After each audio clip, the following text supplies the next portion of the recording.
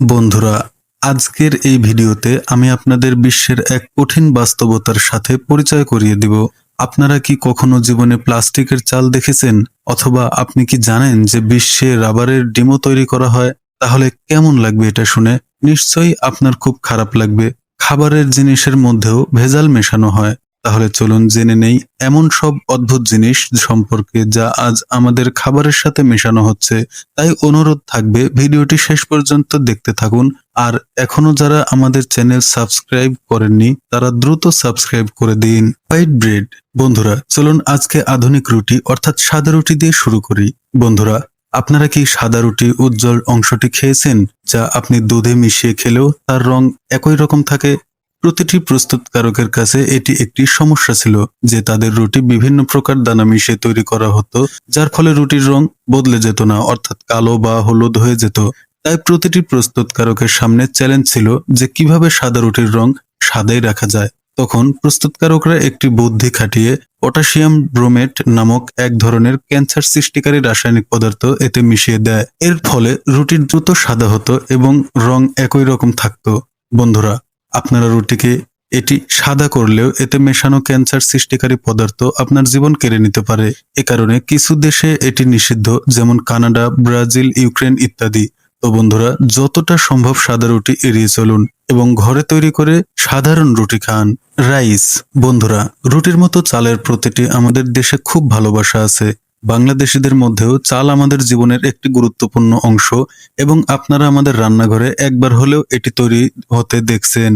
কিন্তু বন্ধুরা, আপনারা কি কখনো এই বিষয়টি খেয়াল করেছেন যে আপনি যে চাল খাচ্ছেন তা কি সম্পূর্ণ আসল?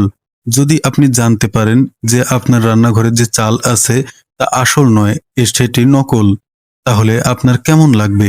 সংচা নামক একটি রেস্তোরাঁয় নকল চাল তৈরি করার সময় লোকেরা ধরে ফেলে এবং ধীরে ধীরে সেখানে ভিড় জমে যায়। কিছু গ্রাহক অভিযোগ করলে যে তাদের চাল দেওয়া হয়েছিল তা নকল ছিল, অর্থাৎ এটি একটি প্লাস্টিকের মতো পদার্থ দিয়ে তৈরি করা হতো। আর দেখতে দেখতে তেলেনাঙ্গার প্রতিটি রেস্তোরাঁ থেকে একই অভিযোগ আসতে শুরু করে। কিছু গ্রাহক এটি প্রমাণ করার জন্য সেই একই চালের বল নিয়ে ম্যানেজারকে দেখায় এবং একটি আনুষ্ঠানিক অভিযোগ দায়ের করা হয়। নুডলস। বন্ধুরা, বাড়িতে চাল না থাকলে যদি ম্যাগি নুডলস থাকে তাহলে আমরা তা তৈরি করে খাই। নুডলসের মতো সুস্বাদু খাবারের কথা যেখানে আসে, আর চাইনিজরা তাতে ভেজাল না মেশালে তো এমনটা হতেই পারে না। পশুদের অধিকার বিবেচনা করে অনেক সময় পশুদের এ ধরনের ভেজাল মিশানো খাওয়ানো হতো। বন্ধুরা, অনেক সময় যে শস্য দানা বেঁচে যায় এবং পচে যায় তা চাইনিজদের পশুদের খাওয়ানো লাগতো। তখন তারা একটি বুদ্ধি বের করলো এবং ভাবলো কেন এগুলো মানুষকেই খাওয়ানো হবে না। এ কারণে তারা সেই পচা দানা এবং অবশিষ্ট শস্যর বর্জ্যকে নুডলসে রূপান্তরিত করে বিক্রি করতে শুরু করে। কিন্তু ভাবুন, এই দুর্গন্ধ কিভাবে লুকানো সম্ভব? সালফার ডাইঅক্সাইড নামক একটি রাসায়নিক পদার্থ যা এই পচা গন্ধকে সম্পূর্ণরূপে দূর করে দেয়। কিন্তু বন্ধুরা, আমরা কি জানি যে সালফার ডাইঅক্সাইড মানুষের শরীরে ক্যান্সার সৃষ্টি করতে পারে, যা আপনার জীবনও কেড়ে নিতে পারে? বন্ধুরা, এই ঘটনাটি আপনাদের বললাম, এটা সম্পূর্ণ সংগৃহীত তথ্য, তাই এটি সঠিক তথ্য নাকি ভুল তথ্য সেটা আমরা জানি না। তবে এমনটা লোকমুখে শোনা যায় বলে বিষয়টা ভাইরাল হয়েছে। Green piece. বন্ধুরা, আপনার এলাকায় নিশ্চয়ই রেডিমেড মোটর পাওয়া যায়। যখনই আপনি কোনো মল বা সুপারমার্কেটে যান তখন এগুলো এমনভাবে সাজিয়ে রাখা হয় যে বলা হয় এগুলো ছাড়া আর কিছুই কিনবেন না। কিন্তু এই সবুজ উজ্জ্বল জিনিসটি আপনার কখনোই নেওয়া উচিত নয়, কারণ এর পেছনে রহস্যটি আপনি এখন জানতে পারবেন। এই গোল মোটরগুলো যাদের রং দেখে আপনি খুশি হন তারাই আপনার স্বাস্থ্যের জন্য ক্ষতিকারক।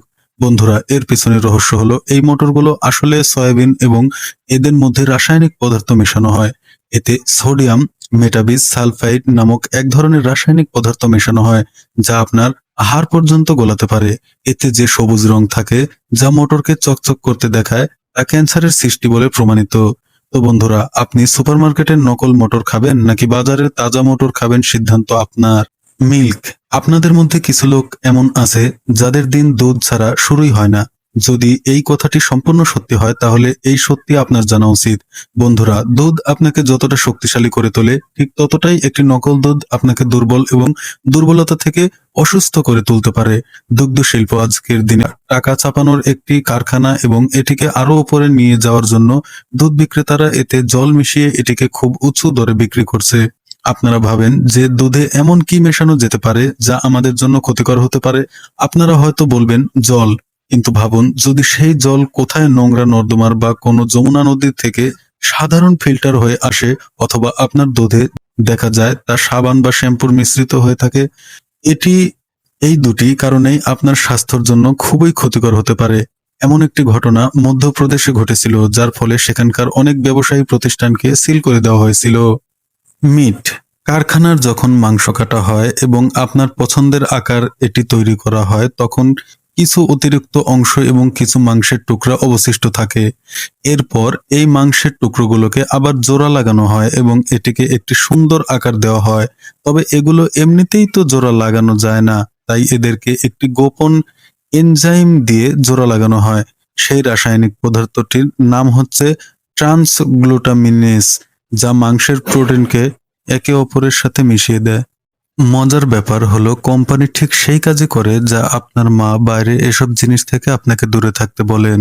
বন্ধুরা, ট্রান্সগ্লুটামিনেস মস্তিষ্কের ক্ষতি করে বলে প্রমাণিত হয়েছে। আর এই রাসায়নিক পদার্থটি আপনাকে মাংস এমনভাবে মিশে যায় যেমন দুধে জল মিশে যায়। তাই মাংস খাওয়ার আগে ভিডিওটি অবশ্যই দেখে নেবেন। সল্ট, বন্ধুরা, একজন বাংলাদেশী প্রতিদিন অন্তত 8 থেকে 10 গ্রাম লবণ খায় সাধারণ মানুষের ক্ষেত্রে। তবে কিছু কিছুক্ষণ মানুষের বিকল্প রয়েছে, কিন্তু কি করা যায়, কারণ বাংলাদেশিরা মশলাদার খাবারের বেশি ভক্ত। আমাদের বাংলাদেশিরা গত 20 বছর ধরে ফলমূল এবং মিষ্টি থেকে দূরে সরে যাচ্ছে এবং ফাস্ট ফুডের প্রতি আকৃষ্ট হচ্ছে। এ কারণেই আজ বাংলাদেশের অনেক মানুষ শুধুমাত্র হার্ট অ্যাটাকে মারা যায়। কিন্তু এই শিল্পের কিছু অসাধু লোক রয়েছে যারা আপনাকে নকল লবণ খাওয়াচ্ছে। এতে কাঁচ এবং রেজিনের মতো জিনিস ব্যবহার করা হয়। এগুলোকে পিষে আপনার লবণে এমনভাবে মিশিয়ে দেওয়া হয় যে আপনি বুঝতেই পারছেন না। এই সমস্ত জিনিস আপনার স্বাস্থ্যের জন্য বেশ ক্ষতিকারক। তাই আপনাদের এই ধরনের জিনিস খুব সাবধানে ব্যবহার করা উচিত। সম্ভব হলে একটু বিশ্বস্ত ব্র্যান্ডের যাওয়া উচিত। এগ, বন্ধুরা, আজ বিশ্বের বডি বিল্ডার হোক বা ছোট বাচ্চা, সবাই ডিম খায়, কারণ ডিম খেলে শরীরে প্রোটিন পায়। কিন্তু সেই প্রোটিনই যদি আপনার স্বাস্থ্যের জন্য ক্ষতিকর হয়ে যায়, তাহলে আপনার কেমন লাগবে? আপনারা যে ডিম খান সেগুলো কি আসল মুরগির তৈরি নাকি কোনো কারখানায় তৈরি করা হয়েছে? তেলসাঙ্গা এবং লংখনৌতে এমন কিছু মামলা নথিভুক্ত করা হয়েছে। সেখানকার লোকজনদের জানানো হয়েছিল সেখানকার ভোক্তারা যে ডিম কিনছিল সেগুলো প্লাস্টিক দিয়ে তৈরি করা হয়েছিল। একজন গ্রাহক ভিডিও প্রকাশ করেছিলেন, সেখানে তিনি ডিম সেদ্ধ করে এবং পোড়ানোর চেষ্টা করেছেন। তখন সেই ডিমটি প্লাস্টিকের মতো দুর্গন্ধ দিচ্ছিল এবং পোড়ার সময় প্লাস্টিকের মতোই ছিল। 1992 সালে চীনে এই ব্যবসা শুরু হয়েছিল, যখন সম্পূর্ণ আসল ডিম দেখতে তৈরি হতো। সেগুলোকে ক্যালসিয়াম কার্বনেট এবং রেজিন পাউডার দিয়ে তৈরি করা হতো। আর ডিমের হলুদ অংশ অ্যালবুমিন এবং জিলেটিনের মতো পদার্থ দিয়ে তৈরি করা হতো। যদিও এর শুরুটা চীনে হয়েছিল বলে একটি তথ্য পাওয়া যায়, সঠিক কিনা তা আমরা এখনো কনফার্ম করতে পারিনি। কিন্তু আজ প্রতিটি দেশে এ ধরনের ডিম বিক্রি হচ্ছে, যা থেকে আমাদের সতর্ক থাকতে হবে। অ্যাপল, বন্ধুরা, এখন আমাদের ব্রেকফাস্ট থেকে দুধ এবং ডিম তো বাদ হয়ে গেল, বাকি রইল ফলমূল। সেগুলো তো আমরা খেতেই পারি। আর 2019 সালের একটি পরীক্ষায় দেখা গেছে যে ভারতবর্ষে 1 বছরের 23 লাখের বেশি আপেল মানুষ খায়। স্বাভাবিকভাবেই সেখানে চাহিদা আছে, সেখানে সরবরাহের অভাবও হতে পারে। আর এই সরবরাহের অভাব পূরণ করার জন্যই অবশ্যই এতে ভেজাল মেশানো হতে পারে। যখন কোনো তাজা আপেল কাটা হয় এবং তা দিন দিন শুকিয়ে যায়, আর এই বিষয়টি বন্ধ করার জন্য সরবরাহকারীরা তাতে এক বিশেষ ধরনের রাসায়নিক স্প্রে করে। এ এই সেই এগুলোকে চোখে দেখায় এবং ওয়াক্স কোটিং ব্যবহার করা হয়। বন্ধুরা, এই ওয়াক্স কোটিং আমাদের স্বাস্থ্যের জন্য বেশ ক্ষতিকারক। এটি আমাদের লিভারের জন্য ক্ষতিকর। এছাড়াও এই ওয়াক্স কোটিং আমাদের শ্বাস নিতে অসুবিধা সৃষ্টি করতে পারে। তাই যদি বাজারে চকচকে আপেল দেখতে, তাহলে দয়া করে সেগুলো কেনা থেকে বিরত থাকুন।